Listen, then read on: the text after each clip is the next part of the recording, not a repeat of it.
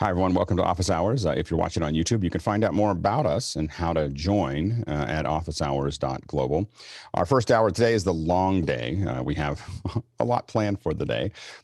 So we will, the first hour or the next 40 minutes or so, we'll answer general questions. Any questions you have around media or virtual production.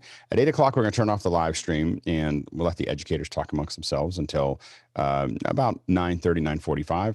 Then at 10 o'clock, I will be hosting a session. I will not say I'm leading the session, but I'll be hosting a session talking about Metahuman. A lot of us are going to trade notes on it. A lot of us have spent some time on Metahuman. We're going to try to, we think that it's a pretty interesting technology that we can use in a lot of different places. And so we'll be talking about that at 10. At 11 o'clock, we have a special little test that we're doing. It is in a separate meeting. And if you, in your email this morning, I believe that there's a link there for Project Belfast. So anyway, that's going to be a separate meeting at 11. We'll leave this. We'll turn off the stream, at the end of Metahuman for a little while, but we'll leave the webinar open. We can all hang out because at noon we'll be doing cooking with Damyanti Gajjar, as well as Hasmukh will be joining us with Damyanti, and Damyanti's going to teach us how to make some more great food. I went shopping yesterday, had to figure out what some of the stuff was. So I was texting. So I know that at least Shannon and I and Damyanti will be cooking together. And hopefully some of you will join us in that process. So that's the day. Should be pretty busy. And now I'm going to hand off the hosting duties to Emily. Go ahead, Emily. Good morning, everyone. Welcome. Pretty excited about today. So let's go ahead and jump into the first question. Our first question is from Alan Scott in New Brunswick, Canada. He said, one of my skills is programming, but I am not a Swift programmer yet. Will Office Hours be adding labs for Xcode and Swift? Alex? It is on the roadmap. I need to find someone to lead it. So as soon as we have folks that someone who is a Swift developer, and I'm talking to a couple of folks and just trying to work out how and when we can do those labs, but we definitely want to do that. I think it might start basic for a seasoned programmer, because what I really want to do is bring everybody up or anybody interested up from ground up, so talking about programming and process. And so we're talking to a couple of people about that, and we'll get back to you on that. All right. Excellent. All right. Next question. Next question is from Samuel Nordvik from Norway. Does anyone know of an HDMI multiviewer that can input 4 1080p signals and output a 4x4 view in 4K? Karl? So the Avid view is a one box that would do it. HDMI is not generally found in professional processors too often, so you're going to find SDI. So it's far cheaper to probably go for something like the Blackmagic and just add 4 HDMI to SDI converters. This box has 4K HDMI output, so you don't have to worry about going out. So this is the cheapest way probably of doing it, but you do have to convert your HDMI to SDIs. This box has SDI inputs, but it does have an HDMI output. Alex? Monoprice has a box that will do this, and it'll be 4K, and it's about $300 or $250. And I have one right here. I can't grab it right now, but I have one in my office. It works great. It's a little clunky. It doesn't have you push a little button and it changes, but it'll give you can basically solo any one of those outputs, as well as go to a 4-up. And it's KVM as well. So when you select it and you take a look at it, you'll be able to control that as well. So when I have a lot of Mac Minis all hooked up to my system, that's what I use to do that. And I think you can find it on Monoprice. I don't have the, hold on a second. Of course, because it's Monoprice, there's no easy way to look at the label. So I'll put it into Makana in a couple minutes. Great, thank you. Next question. Next question is from Mike Emmett in Melbourne, Australia. Lighting design seems to vary greatly between theater, photography, broadcast, and streaming. Tláloc's lighting is always dramatic. Karl's is very photo-like. Jeffrey's is very YouTube. And Alex's is very TV-like. Is it just tradition? Tláloc?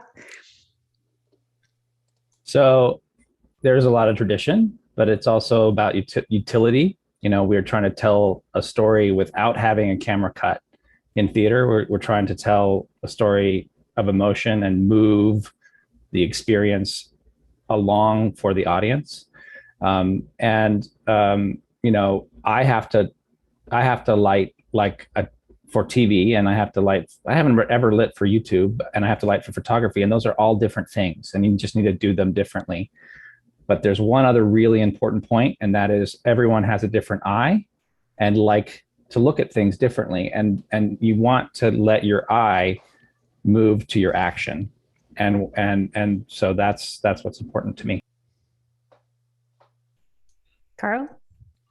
So yeah, as a photographer, I generally lean towards this, but the whole reason why I probably do more photography lighting, which is essentially giving 3D shape in a 2D image, because that's what it is. You can't really turn someone's head in a photograph, unless you get to forensic photography, which is very flat lighting.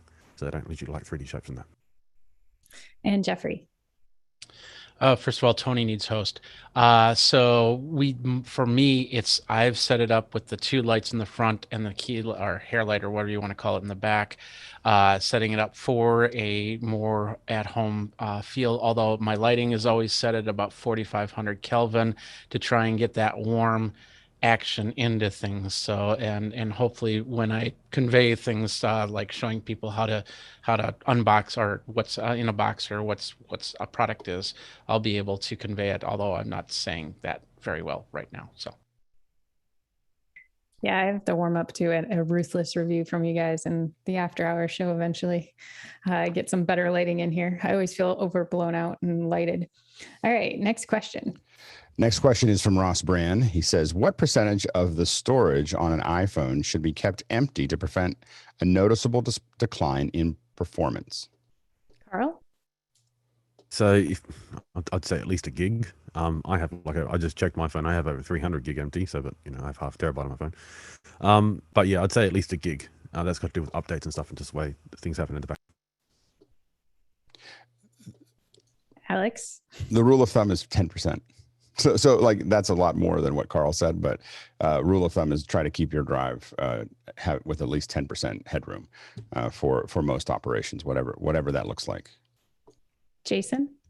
I had a 64 gig iPhone 6. I started to notice decline around 5 gigs. So right what Alex is saying, right around the 10%. But I can tell you right now, my phone actually froze and I almost didn't get it back when I had storage less than a gig and I restarted my phone. So that's the cutoff for sure. Definitely about a gig. All right, next question.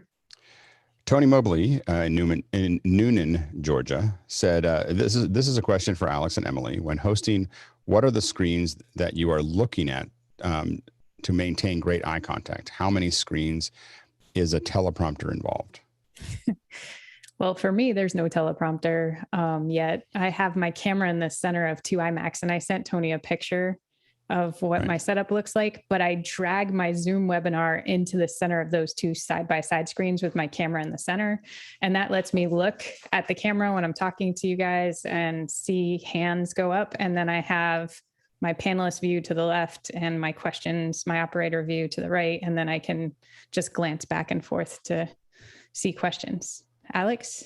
I don't have a teleprompter right now. I'm putting one in a week or 2, but right now I have my camera sitting right over top of my screen, and then I tend to move everybody I need to talk to right underneath it. So in the Zoom window, I move them under so that they're always at the top of the grid, and they're relatively small at the top of the grid. So when I'm looking at myself or I'm looking at Emily, I'm as close to the camera lens as I can get. So that's usually what I try to do. All right, next question. Next question is from Leo Mendel from Pinner, UK. There is a new version of Zoom 5.7.6 released this week. Comments or thoughts? Jonas? There is one of the things that I really dislike. It basically says if you start a screen share and optimize for video, they will run some analytics on trying to determine if it's a video. And if it's not a video, they will turn it off. And I think that will go horribly wrong because the difference between a video and a screen share with stuff moving is like not that distinct. And if you have a video that you pause for a while, will they suddenly turn it off for you? Will they tell you? I don't like automatic stuff turning off my features. Jeffrey? So what you're saying is if I'm running a keynote presentation in the video, if it's just sitting there, then it's just going to automatically turn off from there. Is that Exactly. right? Or if you have a keynote presentation and you enable optimize for video specifically for like 3 slides where you have to play out a video, it will, depending on how it wants to detect it, it will turn off for the first 3 slides, and then it's turned off. They have nothing that it will auto detect it that it's a video and turn it on again. Yeah, I don't like that either. But it's Sounds only good. on Windows for now. So All right. Sounds dangerous. Next question.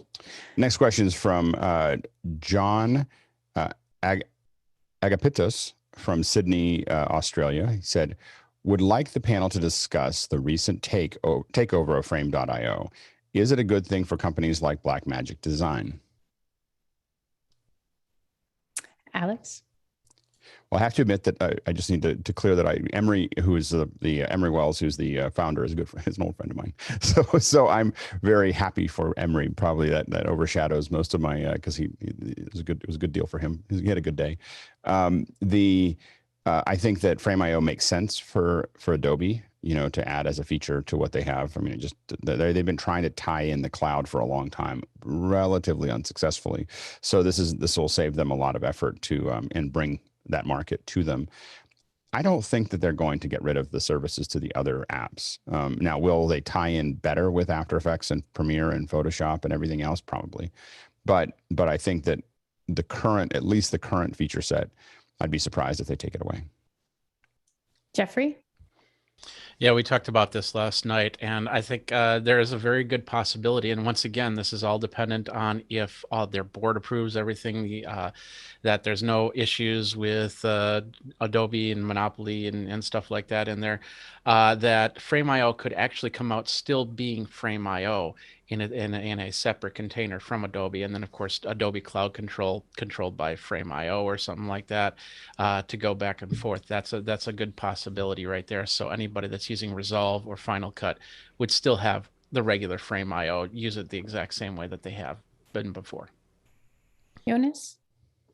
there's a question, especially about Blackmagic. I think it's a good thing that they have now probably more money and more engineering power to bring their camera to cloud vision that they really announced to life. And I'm excited for that. If they now have a bigger company and more resources to pull that one off, that will be really cool.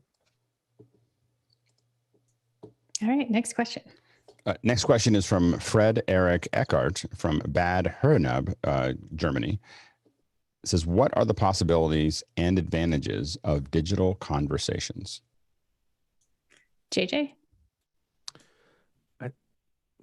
As a person who talks slowly very frequently, or rather I think through my problems or answers, I think it's the ability to have actually very deep conversations. A digital conversation allows you to pull in information from multiple locations and give a very deep answer to whatever it is. You know, just in a conversation and talk about the connections between all things in a more unified way, holistic, as it were. Tláloc? I think that it is the ability to put the viewer between the two people that are having a conversation. And if it's done right, like right now, I'm trying to look into the camera, it'll feel like that person is right there with us having that conversation. And they can really, really get the meaning that is there out of it. Jason? Major physical barriers are broken. I know in education, for example, walls no longer become an issue because you can open up the classroom and have everyone become involved in the conversation. You're now only limited by bandwidth and who's controlling the ins and outs of that particular transport. Yeah, I think bringing them all to the front of the classroom as an educator is really important too, because when you're having a conversation on a panel with 20 people, if you're sitting at the back of the room, the person conducting the conversation may not see you, whereas on the Zoom conversation, everybody has equal space brought to the front of the room. And then, Alex, did you have your hand up? Yeah, I mean, I think that just to wrap that up, exactly what you're saying is that this conversation that we're having right now would be impossible. We're in a couple different continents. We have 150 to 175 people that are part of this conversation that didn't have to go anywhere. The budget is almost nothing, and we're able to have this very, very deep conversation, and we're having it 24/7. We have a community that people are just hanging out, working together all over the world all day now. And that would be impossible, and it's, and it's global. Yeah. And so I think that, I do think that this is it's not a replacement for being in person, but it is as it gets better, we're in the baby steps of where we're at, where this is going. And in these baby steps, we have proven probably more than anyone else in the world of what's possible, and that's what we continue to prove. Guy? Yeah, another advantage is just a drop-in replacement. I did 17 cities in 30 days once on a digital tour, and it would have been nice to, on the last day, I was completely sick and needed somebody to beam in, and there was none, so the show must go on. And so in front of 30 people, I was just ill trying to deliver. So an advantage, of course, is just less travel, less wear. The person can be in multiple cities in a day instead of having to actually physically get there. So that's a huge advantage for people that are busy speakers to be able to jump around the country or the world. And I just wanted to bring up something. I had put a conversation into Discord a couple of weeks ago about an article about how Zoom, there's something about the distance from the camera. So one of the disadvantages to the conversation, it puts you into flight or fight mode. Because you're so close, like you're not used to having people that close to you or in that frame rate. And so I don't know if anyone wants to talk to that. I read it and I kind of understood what they were saying, but I don't feel that way. And I don't know if that's just because I've been using it for so long. Jeffrey? It's all about the perception of how the camera is. And I talk about God mode and peasant mode. And that's if the camera's pointing up at you or the camera's pointing down at you. Being eye level is important. If you do get too close, yeah, it feels like you're invading personal space. So for me, it's always been a breast to top at best for sizing, and try not to get too close. Yeah, because anything can cause fatigue of Zoom fatigue or anything like that, just simply on how you look and how people perceive you. Thank you. All right, next question. Next question is from Douglas Carmichael. What keyboard stand manufacturers do you prefer other than K&M? Karl? So I personally like QuickLock. So this is QuickLock here. They're quite a good manufacturer. The only thing is you want to make sure if you do get these, they're quite heavy. So just be aware of that if you want to move them around. But they come in every shape and size, as you can see, and they're a very good price. You can find them on B&H and on Amazon as well. Yeah, thank you. No one else has a suggestion. So, all right, next question. Next question is from Johnny Estias from Manila. He said, attempt number 3, any updates on Alex's Blackbird 8x8? The infamous, I shouldn't have said anything until it was actually working. Monoprice dropped the price once again. I'm a little bitter about that. Wow. They dropped the price to $500. I feel very unhappy now. Mine hasn't even gotten into action, and it's already dropped $300 or $250 since I bought it. Anyway, so it's got wires. It's got things hanging out of it right now. I will have to still get back to you. I'm every day is one of those days where I'm going to get to it today, and I look at it and I start working on it, and then I don't get to it. So anyway, not yet. All right, next question. Next question is from Vic Hernandez from Springfield, Missouri. Did anyone else feel the production, technology, and technicians overpowered the talent on Tuesday's America's Got Talent? I don't watch that show. Anyone? Alex? I haven't seen it in a long time, but I can tell you that it felt like that. It's been feeling like that for a while. They went from like, it's about talent to it's about production value. And I think that they just don't know where to go with the show. Like that's usually when you see that they're like, they've taken it to wherever there's always this need to evolve shows. And I think that they're evolving it by adding LED walls and production and making it a big thing and I think I noticed that a couple seasons ago. So it may have been particularly bad on Tuesday, but for the last couple seasons when my kids or my wife are watching and I walk by, I'm like, wow, they added a lot of sizzle. Guy? Yeah, yesterday we had a couple-hour-long conversation about this in a room, and I think Tláloc's going to jump on it because he was leading the pack on this. We want to be very aware, bringing Tony's show up, especially from what he's used to, just normal Zoom, to adding a couple little elements, but we don't want to make the host feel like he's out of the conversation. So Tláloc's going to jump in and talk to us a little bit more.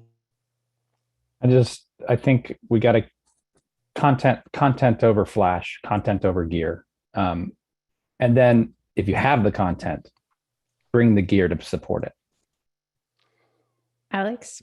And that's exactly what we've done, what we're doing with Office Hours 2.0. You'll notice that we kept it very, very low tech, just off the shelf. How do we do it? And even when we start adding 2.0, it's going to be gentle, like little bits and pieces, and they're all there to add to the story of, I'm trying to support. I feel like, we've gotten to a point now where the panelists look and sound so good that it's a disservice to them to keep on doing it over YouTube at 720p, and so we want to be able to take that to the next level, and really start to redefine that process and make it even more pleasurable to watch on a big screen and everything else. But it's all, everything is about, when we think about the design of it, it's not whiz bang. It's not trying to impress people. It's just trying to make it just a little nicer, and we'll just keep on doing little things that just make it a little bit better over time. But definitely the goal is not to turn it into, a sporting event. It's really about the conversation. Yep, it's the tool. All right, next question. Next question is from Johnny Estias from Manila. He says, how has anyone used the Plugable 4K DisplayPort and HDMI dual monitor adapter with a MacMini M1 and ZoomISO? Jeffrey's putting it up on his screen, the Plugable, but yeah. Tláloc? Oh, whoops, sorry, Jeffrey, go ahead. And then. Oh, no, that's like, I was just going to say Chris Frenwick was using this a couple days ago to get his ZoomISO up and running. So he's done some extensive testing. Tláloc? So one of the things, it's working very well for him, but one of the things is that the enumeration is not static. So watch out, because every time you turn on ZoomISO or you restart the computer, screen 1 will be screen 4 and screen 4 will be screen 3. So you just have to keep that in mind, that it doesn't stick. Not sticky. All right. Next question. Next question is from Ross Brand in New York. It said, with a Zoom Meetings Pro account, is it possible to set up a single link that you can use for all of your meetings? Alex? Yes. Don't ever do that.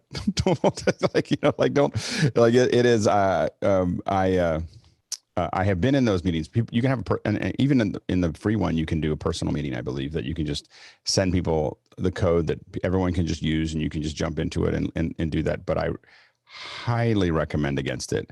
I don't do it, but I have been brought into many meetings. Many corporations do this. People have their meeting room, and they send out that link, and they just go from one meeting to another without taking it down.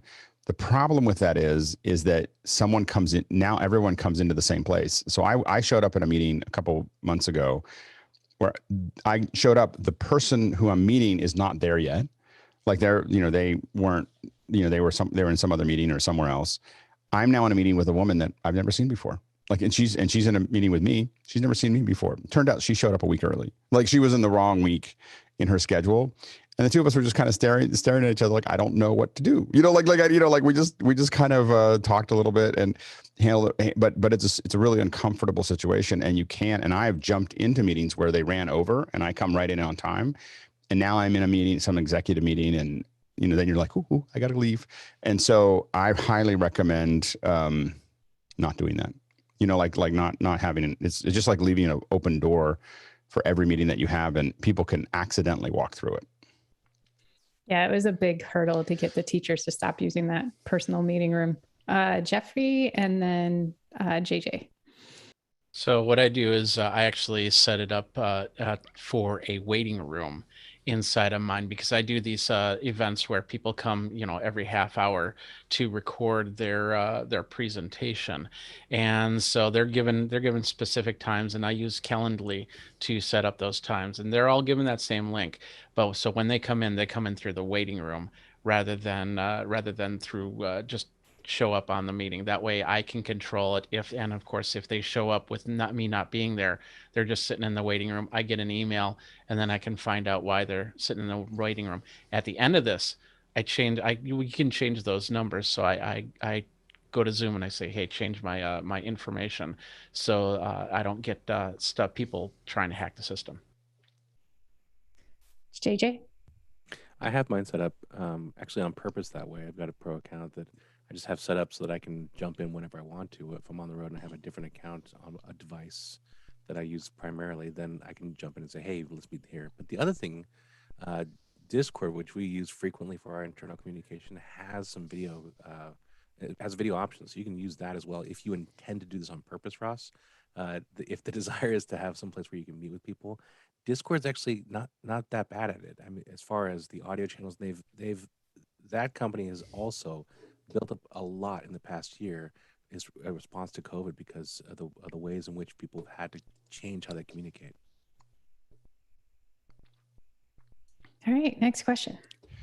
Next question is from Ross Brand. iPhone 12 versus iPhone 12 Pro. Advantages to Pro beyond the optical zoom and telephoto lens. Karl? All right, so there's no optical zoom, but there's an extra lens, which is a telephoto lens. You have quite a lot. LiDAR, so that's one that Alex has talked about quite a lot. So LiDAR is a massive one. HDR in 60 frames a second instead of 30 frames a second. That's the difference. Pro RAW, so raw photo shooting on the Pro, which you won't get on the standard 12. Also, the screen is 800 nits compared to around 600 nits. So it's a massive upgrade for all the cameras, like enormous upgrade for all the cameras. And it's a nice upgrade for the display. And generally, as far as a few other little things, but the radios, the software, that'll run essentially the same. But mainly the cameras in every respect, video, front camera, back camera, pretty much everything's upgraded. Alex? Given the time of year, I would recommend waiting for 3 weeks, 4 weeks, somewhere in that range, 3, 4, 5 weeks. There's, this is the time of year where we would normally expect a new camera, or a new phone. So, so I don't know whether Apple's going to do that or not, but it would, they've done it every year for a long time. so I think that I would probably not buy an iPhone 12 at the moment. But I love the Pro and I love the lenses. I mean, and the LiDAR, it's, as Apple would say, it's the best phone I've ever owned. so anyway. Yep. Don't get the Apple burn. All right. Next question. Next question is from Roscoe Jones. What are the sub $2,000 scalers to go from 12G to 3G SDI? Is the 12G decimator, $500, a good option? Karl? I'm sure the decimator is a good option, but Terranex would be the leader under $2,000 because it'll do every version, every direction, every frame rate. But at the $500 mark, yeah, I'd say decimator. Take a look what they've got if you're looking at that $500 range. Alex? Yeah, the decimator, you're going to find some scaling out effects in the decimator. It's generally great, but it's not as good as the Terranex. I mean, so if you're under sub $2,000, now the Terranex is long in the tooth, so you may want to wait if you can wait. You always buy when you need it. If you can wait until October, where the traditional date for NAB, or where the date for NAB, if it happens, is there. I have a feeling we're going to probably see some announcements between now and then from Blackmagic.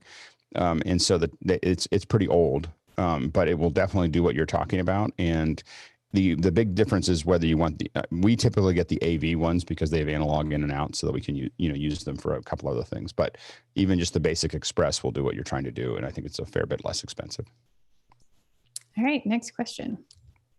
Next question is from Robert Pearson from McHenry, Illinois. Just got the MacMini M-1 and looks like I am going to get a monitor. The 4K TV through and AVR is not that good. Any recommendations for a 4K monitor that's good match for the Mini under $1,000? Guy? Yeah, I like these quad displays. Jeff Keithley and I have been using these for a lot of stuff. And what I do is I use Synergy with the Mac Mini. And so I'm able to put it up in so there's a quad. You can pick either one and bring it full frame to 4K, or you can just do 1080p, or actually you can do 4K in a little quad, but it gets the text is really small. But the bottom line is it's a great value for about $600, and it gives you the ability to go from machine to machine. So what's better than one Mac Mini is two, because I like to use them like Alex's is like glue, where one machine gets going on something, and then I can hop over to something else. So while one's encoding, I can jump over and do other work. So, or I have in my case, I have a PC and a Mac. So I would look at the quality. Karl? So I've shown in the past an LG monitor. So these LGs are HDR, so HDR capable. They usually go around 600 to 800 nits. They're not going to get the full 1,000 nits that you may want, but they're $599 US. So I'll put a link in Wakana. Great, Alex. And we've used Dell's for a long time. Dell's and Asus monitors, the gaming monitors for the Asus ones, and the Dell ones for less things that are less push. There's a little bit of latency in the Dell monitors, but they've been really hardened. About maybe 100 of them. So. All right, next question. Next question is from Deborah Woodfork from Washington, D.C. Alex, any plans to post the second part of your Medium article addressing Zoom fatigue, a professional assessment? Okay, Alex. Yeah. I have plans to do it, but the plans to do it are right after I get the HDMI 8x8 matrix working. Yeah. So I think what actually delayed it originally was that I actually have been just trying to think through how to say it, and I think as we keep on working, I started just really, because I actually have some qualms with my own article about Zoom fatigue, that there are valid things that are causing Zoom fatigue or some kind of fatigue. And so I'm trying to figure out ways to address those and think through them. I mean, it definitely is real to some degree. It's still not Zoom, I believe. I still think that it is a function of the quality of audio and video and everything else. And so I think that is there, but it is something that I've noticed. The one thing that I have noticed is that I definitely gravitate towards, if I don't have to, like if I want to talk to you for a while and just have a meandering conversation, I have found that I prefer the phone. Like I try to go back to the phone so that I can, and part of it has to, and this is where I really thought about this a little bit, is that I found myself wanting to go back to the phone for two reasons. One is I like to fiddle while I talk to people, and I can't fiddle very much at my desk. So I like to walk around, and I also I tend to cook. So I was in a meeting the other week. I think I might have mentioned this. I made spaghetti from scratch. By the end of the meeting, they were all hanging on little racks, and things that don't require a lot of time makes me much calmer, and allows me to just kind of sit with the conversation and have kind of a free form conversation that I don't have as much of on Zoom. JJ? Two things. One, I think that to some degree, our after hours group is kind of breaking that reality for us. Yeah. In that, this particular group of people who is maybe different than other types of people, we're hanging out all day long, 21 hours or 24 hours inside of a meeting like this. But for different reasons. I think that just the hang time for a lot of folks is enjoyable, the conversation. But I'd also have to say that my problem with phones is I pace. Like I have to have like a lion space to walk around and wander. I need to be doing when I'm on the phone. And I don't know, it annoys people, so I will leave. I go outdoors. But yeah, that's my problem with phones. Jeffrey? Yeah, I totally agree on that. And the bigger issue is when you get an audio conversation on a phone, the latency is a lot better. So you can have more of a conversation than kind of did I just step over your voice? Or All right, next question. Next question is from Douglas Carmichael. What synth would you recommend for ambient, heavenly sounding pads and strings? Karl? DeepMind 12. It's a great pad. It's 12 voice, analog, digitally controlled. You can store your patches. Reasonably priced, about $1,000 US. Can you repeat that? What is it? What is it again? DeepMind Behringer DeepMind. Oh, DeepMind. It was their very first synth. The first synth they brought out. It's a lot of professionals do like using it because it is, it's an analog synth, but it's programmable. It has a lot of mixed matrix, but it's a pad monster because you can have 12 voices going at once. Great. All right, we're going to get short on time, so let's keep going. Next question is from Jason Sipe from Marietta, California. Regarding ROI and time, when should a piece of purchased equipment be considered paid for? Within 2 months of purchase, 6 months? When should the residual value usually be considered?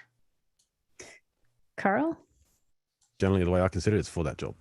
So once I'm paid for that job, whatever I bought for that job is paid. Alex? Yep. Almost all the time we buy equipment that sits inside of a job, to Karl's point. So we do calculate its cost because it is cutting into any kind of margin that we may have in the job. So we do calculate that cost of what it would look like. If we think of it as a rental, because we rent out our equipment, or it's part of the project, it's part of at least the calculation. I'm usually looking for 6 months. Like I'm trying to make sure that in 6 months it's been paid for. And then after that, it's just making money. So, because we keep charging for it. So that's, 6 months, but usually we buy it inside of the way we've done it in the past. Oh, and I know it's a little different, but in Pixel Core, the way we did it is we had a rental budget for a show. That was what we would, if you had to go out and rent it, this is how much the equipment would be. And generally our budget to buy things sat inside of that rental budget. And so we didn't push into anything else, because half or 3/4 or sometimes 90% of it is equipment we already owned that had already gone through that process. And so when we bought stuff, we were sitting inside of the rental budget and not having, and then that was a really sustainable. And actually, what got me in trouble was I got outside of that. So, but it was a very sustainable way to buy things. Roscoe? Yeah, it depends on what the equipment is too, because electronics 2 months is maybe long, actually 6 months. But tripods, I've got tripods after I've gone through about 7 cameras. Excellent points. Next question. Next question is from Jason Sipe from Marietta, California. What is currently the biggest quote unquote need that clients are asking to receive? Example, to make the picture look better, or to try to and get people to show up for the digital event, technical skills, soft skills, marketing, etc. Alex? I mean, I think that the challenge right now is what we have people asking us to do, of course, is hybrids, which we usually try to coax them away from, just because it's really hard to do it well. And then after that, I think it's just understanding how to run the show. I think that they don't understand how this should work. And I think all of us are still learning how this should work.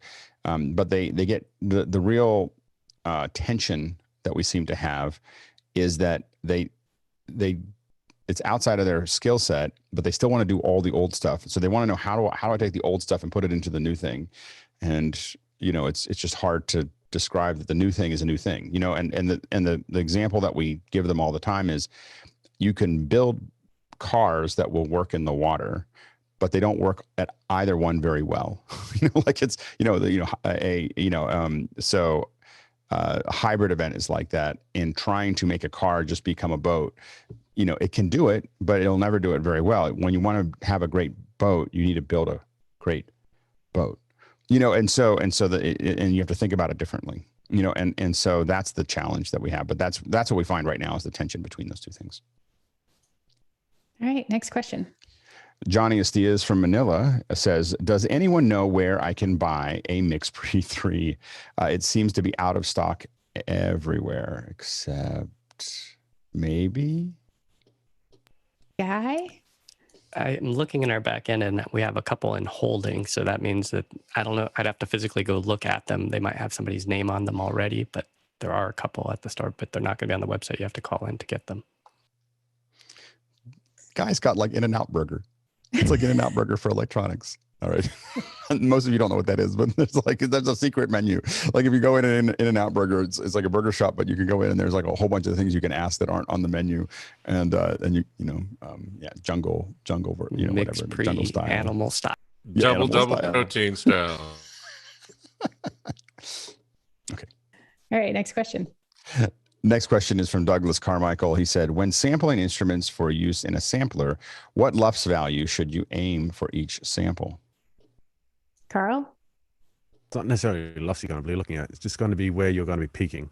And so if your sampler has like an analog style where it goes to +18, and that's really clip up to +18, you want to hit 0, and you want to kind of hit 0 for all your samples. So when you play them back, you don't have to change the volume of every sample after the fact, which you can do with most samplers. If your sampler is more of a digital input, then 0 will be clipping.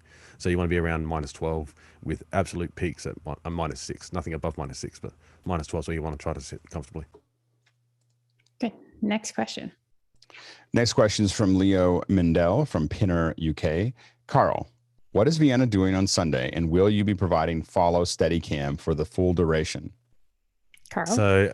So tomorrow morning in Australia, Vienna will be doing a marathon. It's not her first. She's done more than me. I've done one. She's done way more than me. Most years I will run around and photograph her and do video. This year, probably not as much as I do in the past, because I used to do half marathon, just chasing her around doing photograph and stuff, especially her first few marathons. But yeah, so right now she's probably sleeping. She'll be up around the time cooking starts, I believe. So when the cooking show starts, she'll be up. That'll be about 3:30 in the morning our time. She'll have breakfast, and then the run actually starts here in Adelaide at sunrise, the marathon. Amazing. We can't wait to see the photos. If you can stream any of it, we want to see Vienna doing the marathon. It's great. Next question. Next question is from Douglas Carmichael. He said, I was reading about WGN in Chicago's upgrade, and the switcher they bought was a Sony XVS Series. Being that Sony's engineers are in Japan, have any of you had issues with poorly translated documentation or on-screen messages with their products? Alex? They hire people in the U.S. to build those, to do the technical manuals. So the manuals for Sony products in general are really good. The manuals for all switchers is pretty cryptic, except for ATEMs. I will say that the Blackmagic documentation, while still terse at times, is better than almost all the other documentation for switchers. So it's still like there are things like this switch does this and doesn't explain what that means or anything else, but that's kind of the nature of technical manuals. But I haven't had any problem with Sony manuals in general. It's Americans that are doing the manuals. Jeffrey? We do have somebody that's sometimes on the panel that is part of WGN, so you might be able to ask. I don't know if he has access or he works with that, but you might be able to ask him during after hours. All right, are we going to keep going with these, or we can go ahead and just burn through these real quick. Okay, go ahead then. Next question. Next question is from Douglas Carmichael. He said, in this video, he showed a video, each synth is connected via analog outputs. Despite the Roland FANTOM offering 3 or more separate sounds, it has 3 analog outputs. Wouldn't one channel per sound be best for mixing? Karl? So this is Kibu who's doing this. He's a famous player from Scandinavia. So essentially what he's actually treating the Phantom just like his analog synths he has all around him. So he has a Jupiter on one side and Phantom there. So essentially it does have 3 outputs, and generally the way you'd use those outputs is one, because it has a drum machine. That's actually a workstation, not a synth. It has a drum machine. Out of the one output has a sequencer, and he's playing an instrument inside of it, at another one, and your live instrument that you're playing. So that's how you generally use the 3 outputs on that machine. Great. Next question. Next question or comment from Nate Hill, Salt Lake City. He says, greetings from Tokyo. I hope all is well. I'm enjoying the show. Cheers. So for those of you, Nate Hill is a favorite here. And so Nate is, I believe, cutting shows over there between the Olympics and the Paralympics, I believe. And so he's going to still be there. So Nate, it's great to hear from you. We can't wait to have you back. Hopefully you'll jump on the panel when it makes sense. Great. And last question. Last question for the first hour is from Douglas Carmichael. He said, I remember asking Yamaha when they'd have Intel native Mac editors for their consoles, and support in LA had to ask engineers in Japan, and it had to go through a translator first. Could this communication be an issue with non-US vendors? Alex? Most of them are non-US vendors. So there's not that many, and I think that while that is the case, you also have to look at the centralization of knowledge bases. I mean, a lot of these companies, especially in Japan, there's just a huge number of engineers and process that really understand what they're doing. And you get into those swirls of knowledge where there's just a lot of people in that culture. We talked about this, I think, yesterday. There's just a huge concentration of knowledge about one thing, and they're all interacting. They're going to the coffee shops and bars, and they're hanging out together, and they have barbecues, and there's a lot of cross-pollination. Without that, it becomes very hard to grow, and that's we're building a rudimentary version of that here. But I think that in those high engineering areas, it's pretty important. Karl. So a lot of these vendors that are based in non-English speaking countries usually have staff members whose job it is in relations with customers and distributors, and their English skills are better than most. Yeah. True that. All right, we are done with the first hour. So we're going to bring our educators in now. So if you're an educator, go ahead and raise your hand. I'm noticing some weird stuff on my screen. So I think I'm going to log out and log back in if that's not going to mess us up. Are you seeing some breakup? Yeah. Like just jittery on my screen. So things are moving slow. So I'm going to restart and I'll be right back. And I'm going to step away for just a minute, but let's go ahead and get some mic checks done. Bye, everybody on YouTube. Bye, everybody on Take YouTube. care, everybody. Bye, everybody. I think, Tony, you need to hit the stop. YouTube one. Alex, do you want to try and get the